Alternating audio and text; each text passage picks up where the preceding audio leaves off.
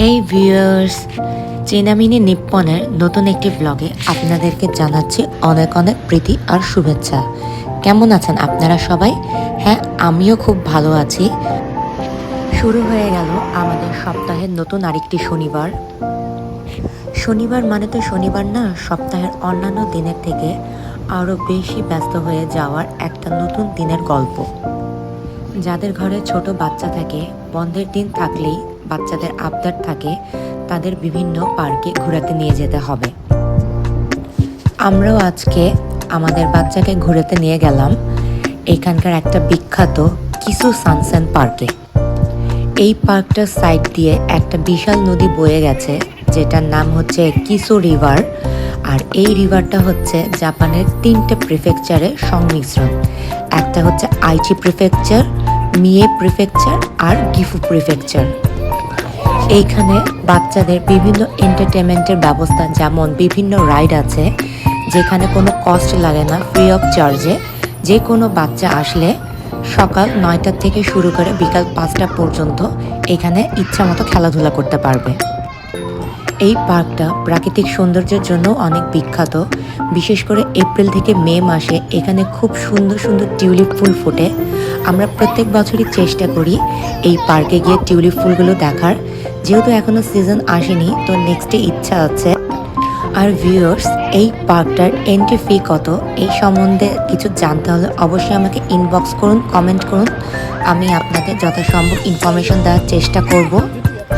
Viewers, আমি যেহেতু বলেছি আমার প্রত্যেকটা ব্লগে আমি জাপান রিলেটেড একটা ইনফরমেশন দেওয়ার চেষ্টা করব, তো আজকের ইনফরমেশনটা হচ্ছে আইচি রিলেটেড একটা ইনফরমেশন।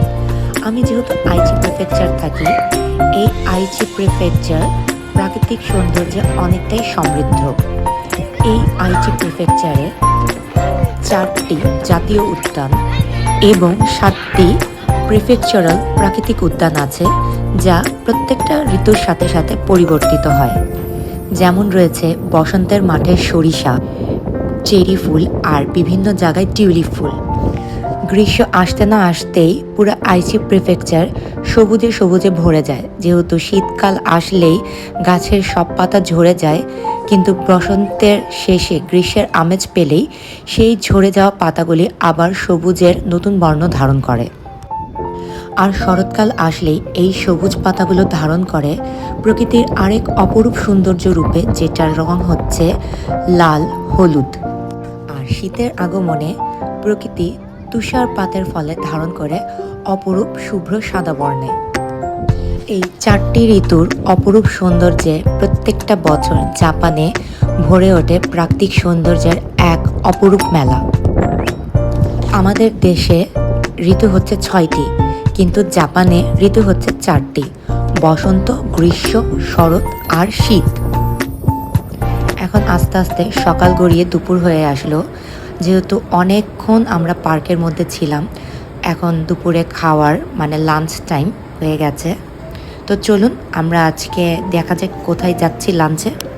হ্যাঁ ভিউয়ার্স, বিশেষ করে যারা জাপানের আমার ভিউয়ার্স আছেন তারা ঠিকই ধরতে পেরেছেন, আজকে আমরা দুপুরের লাঞ্চের জন্য গেছি সাইজেরিয়াতে। সাইজেরিয়া চেনে না এমন জাপানের খুব কম লোককেই খুঁজে পাওয়া যাবে। জাপানিজে একটা কথা আছে, ইয়াসুকুতে ঐশি। আমাদের এটার মানে হচ্ছে আপনি খুবই রিজনেবল প্রাইসে খুব টেস্টি খাবার খেতে পারবেন। আমাদের মতো মধ্যবিত্ত মানুষদের জন্য এই সাইজেরিয়া অপশনটা বেস্ট। আর আমরা প্রায় এই সাইজেরিয়াতে আসি, কারণ এইখানে অনেক টাইপের আইটেম আছে যা আপনি খুবই কম রিজনেবল প্রাইসে পেয়ে যাবেন। আপনারা ভিডিওতে মেনুর মাধ্যমেই দেখতে পাচ্ছেন যে জাপানের অন্যান্য রেস্টুরেন্টের থেকে এই রেস্টুরেন্টের মেনুগুলোর প্রাইস অনেকটাই রিজনেবল, আর খাবার অনেকটা স্বাস্থ্যসম্মত আর খুবই হেলদি। ভিউয়ার্স, আমার ইউটিউব চ্যানেলটি সাবস্ক্রাইব করতে ভুলবেন না। আর চিনামিনি নিপ্পন নামের আমার ইনস্টাগ্রাম আর ফেসবুক পেজও আছে। যারা এখনও সাবস্ক্রাইব করেননি অবশ্যই সাবস্ক্রাইব করবেন, আর আমার ভিডিওটা বেশি বেশি লাইক, কমেন্ট আর শেয়ার করতে ভুলবেন না।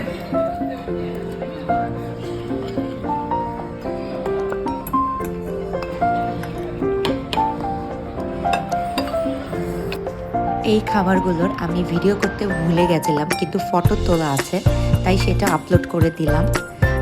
খাওয়ার শেষে ডেজার্ট হবে না, এটা তো হতে পারে না।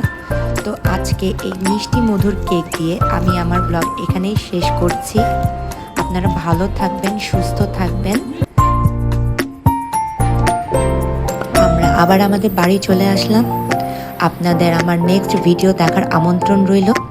ধন্যবাদ সবাইকে।